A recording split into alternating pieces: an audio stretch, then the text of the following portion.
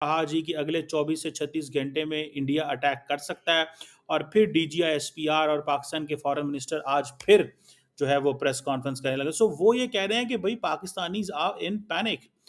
हमारे सामने क्या हुआ, एक बयान रात के कोई 2:30 बजे के करीब आया था अता तारड़ साहब का। अता तारड़ साहब ने बताया कि 24 से 36 घंटे बहुत अहम हैं, इंडिया कुछ करने जा रहा है। अब उसके बाद क्या हुआ है, आप देखिए कि उसके बाद हुआ यह है कि अगली सुबह हमारी जो स्टॉक मार्केट थी उसमें ऐसा भयानक हमला हुआ अता तारड़ साहब की जानिब से, 427 अरब रुपए का नुकसान हुआ। और उसके बाद अगर ये चीज़ देखी जाए, ये चीज़ भी बड़ी इंपॉर्टेंट है कि वो ये कह रहे हैं कि पाकिस्तान दुनिया की लीडरशिप तक खुद रीच आउट करता है, जबकि दुनिया उन तक रीच करती है। जरा इसको भी समझिएगा, दिस इज सिग्निफिकेंट थिंग। जी, पाकिस्तान का जो एनवॉय है वो ट्रंप को उसने कॉल किया है, उसे पुकारा है, ट्रंप को उससे मुतालबा किया है। मुतालबा क्या कह सकते हैं, ये रिक्वेस्ट ही कर सकते हैं, तरला किया है उसके सामने कि खुदारा आप ये जंग रोकें।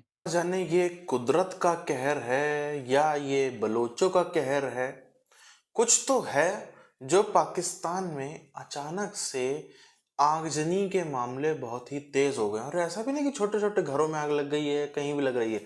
विशेष तौर पर जो बड़ी मार्केट हो गई, बड़ी इमारतें हो गई, जितने भी पॉपुलर जिनको आग लगा करके भारी नुकसान पहुंचेगा इनकी इकोनॉमी को, वैसी जगहों पर जो है आगे लग रही हैं।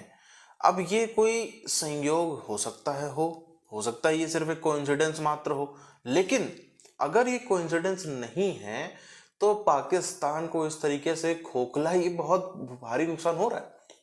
बॉम्ब ब्लास्ट में क्या होगा, 2 4 5 10 गरीब टाइप के लोग मरेंगे जिनसे कुछ नहीं, लेकिन ये तो पूरे पूरे करोड़ों के व्यापार ठप करने वाली, जो करोड़ों के व्यापार चलाने वाली फैक्ट्री ठप किया जा रहा है। जो बाजार है जिनमें रोज करोड़ों का व्यापार होता है, हर सब टोटल करके वो सबको ठप। पाकिस्तान के जो मिनिस्टर साहब हैं फॉरेन अफेयर्स के और पाकिस्तान के जो डीजीआई, एसपीआर हैं, वो आज फिर एक प्रेस कॉन्फ्रेंस करने लगे हैं। इंडियंस ये कह रहे हैं कि पाकिस्तानीज आर इन पैनिक।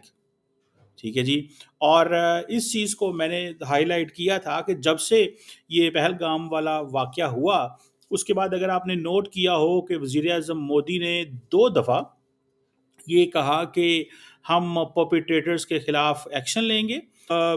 जब भारत ने कैबिनेट कमेटी ऑन सिक्योरिटी के फैसले सुनाए, तो उसके फ़ौरन बाद पाकिस्तान ने जो कहा जाए कि हम भी टिट फॉर टैट, और वही चीज़ें जो हैं वो दोबारा पाकिस्तान ने भी इंडिया को बैन कर दिया। एयर स्पेस पाकिस्तान की बैन कर दी, पाकिस्तान ने भारत के लिए बैन कर दी।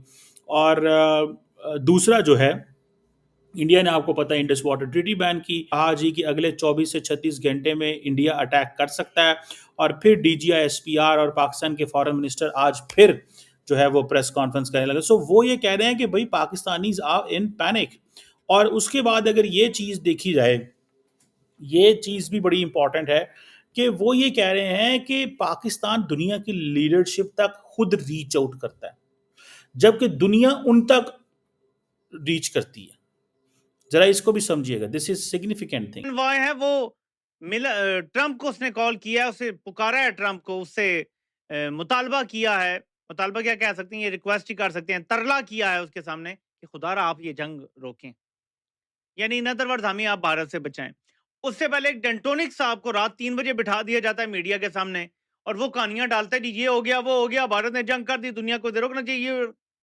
ये मिन्नत तरला प्रोग्राम पूरी कौम को जलील कर रहा है। और अयाज सादिक ने तो हमें पहले ही बता दिया था, लगा लें, और आर्मी चीफ जब कहें आपने जंग की तरफ निकल पड़ना है। तो दुनिया के किस मुल्क में होता है कि सिविलियंस को ये कहा जाता है? फौज रखी इसीलिए जाती है, उनके अयाशियां, उनके लल्ले तलल्ले, उनके कारोबार, उनके मजालिम इसीलिए सहे जाते हैं। अगली खबर जो आपके सामने रखनी है वो मैं आपको ये वीडियो की आवाज़ नहीं सुनवाऊंगा, ये बहुत ही तकलीफ दे है मेरे लिए भी। ये लकी मरवत पुलिस और फौज आमने सामने, फौजी काफिला एक पहुंचा है और पुलिस वाले, मेरे ख्याल ये पुलिस की कोई बिल्डिंग है जिसके ऊपर पुलिस खड़ी है, और जो पुलिस वाले ऊपर से कमेंट्री कर रहे हैं ऊंची ऊंची नीचे है कि जब एक तरफ जंग लगने का समा है, इंडिया वाला वो सारा काम है, और इधर लकी मरवत की पुलिस जो है वो पाकिस्तानी आर्मी के जो एहलकार हैं, जो फ़ौजी जवान हैं या अफसरान हैं, उनको कह रहे हैं कि आप यहाँ से चले जाएं, यहाँ पर पंजाबी जो है वो बदमाशी कर रहे हैं। अब हो सकता है ये एडिटेड वॉइस हो, ये सच ना हो, ये पूरी की पूरी वीडियो आने वाले दिनों में पता लग जाएगा, लेकिन पूरे सोशल मीडिया के ऊपर ये जो वीडियो है सर्कुलेट कर रही है, और ये हमारे लिए भी बहुत ही तशवीश की बात है। अब जर्नैल क्या गेम खेल रहे हैं इसको आप सबको कुछ दिखाना चाहता हूं कि अमेरिकी CIA पाकिस्तानी डफर्स के बारे में क्या सोच रखती है, वो आपको एक साबिक CIA अफसर बता देगा। The problem with the Pakistani military is that they think they're the smartest strategists in the world, and they're among the worst strategists in the world. They come up with strategies which are just lousy. Proof? They've lost every war they've fought. These guys think they're more clever than we are, and they have led their country into. जिसने गंवाया, ये Bruce रीडल कहता है, जो farmer CIA है। तो जर्नैलों की हकीकत पता है सबको, लेकिन ये अभी भी चत्तर चलाकियां कर रहे हैं। लेकिन इस तमाम सूरत हाल में हमारे सामने क्या हुआ?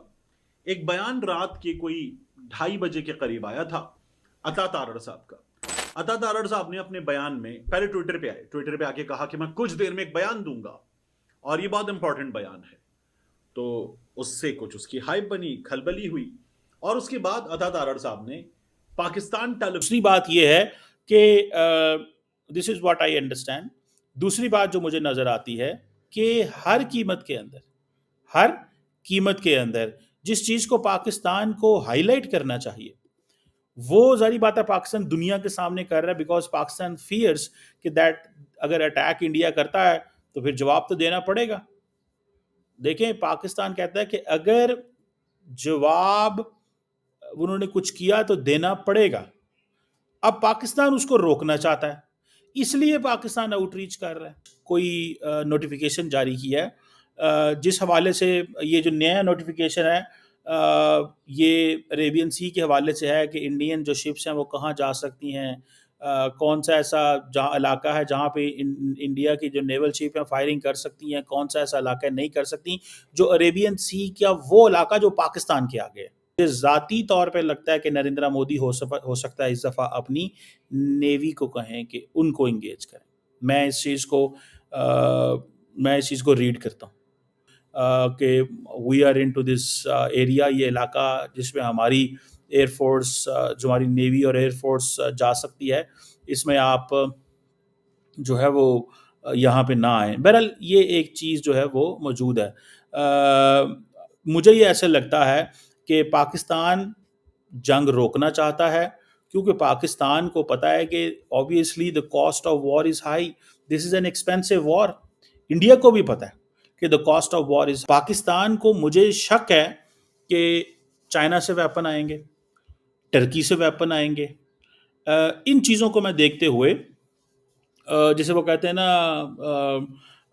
ये चीज़ मुझे लगती है, ठीक है। सो मैं इस चीज़ को ये समझता हूँ कि पाकिस्तान को जो कोशिश करनी चाहिए वो डिग्निटी के साथ रहना चाहिए, जहाँ पे हम ना तो लड़ाई चाहते हैं। और पाकिस्तान में विशेष तौर पर लाहौर कराची में आजकल हम खबरें सुन रहे हैं, अचानक से पिछले 1-2 महीने से अचानक से बहुत ही ज्यादा मामले बढ़ गए हैं कहीं पे आग लगने की।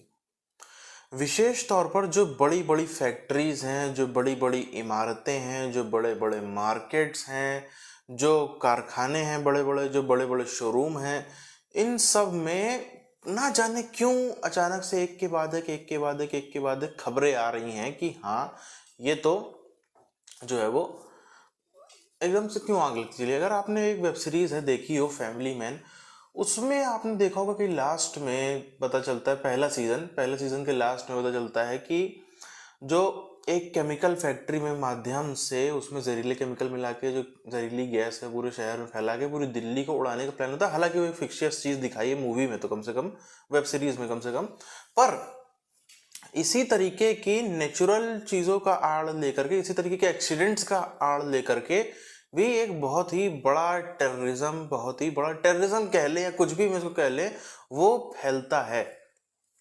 अब जो बलोच हैं, जो टीटीपी वाले हैं, इनके पास में भी ये तो बात है कि वहाँ पे उनके पास में बहुत ऐसी लंबी चौड़ी संख्या है लोगों की जो अपनी जान कुर्बान करने के लिए तैयार है। पर बात ये भी है, हर कोई चाहता है कि जो ये प्रॉक्सी वॉर होती है और इस तरीके की छुटपुट टाइप की चीज़ें होती हैं, ये आसान है। इसमें आपका अपना नुकसान नहीं होता, आप संदिग्ध में भी नहीं आते, लेकिन आपका जो काम है वो हो जाता है। तो अचानक से अब ये कोई एक कोइंसिडेंस भी हो सकता है, बिल्कुल मैं इस बात को मानूंगा कि बिल्कुल ये कोई कोइंसिडेंस भी हो सकता है कि पाकिस्तान के दिन खराब हैं, पाकिस्तान पे कोई बुरी नज़र लग गई है जो अचानक से इतनी सारी आगे लग रही। लेकिन कोइंसिडेंस के अलावा ये जो भी है, ये कोइंसिडेंस है, ये कोइंसिडेंस नहीं है, ये तो खैर मैं पाकिस्तानी पुलिस पे छोड़ देता हूँ जो कि कभी ढूंढ नहीं पाएगी, पाकिस्तानी आईएसआई पे छोड़ देता हूँ जो कभी ढूंढ नहीं पाएंगे इस बात को। पर कुछ तो खेल हुआ है इनके साथ में, या तो ये कुदरती कारण है, या तो कुदरत इनसे नाराज हो गई है, या तो फिर ये जो आतंकवादी संगठन है इनसे बहुत ही ज्यादा नाराज हो गए। कुछ तो हुआ है जो इनकी हर तरीके से धज्जियां उड़ती ही चली जा रही हैं।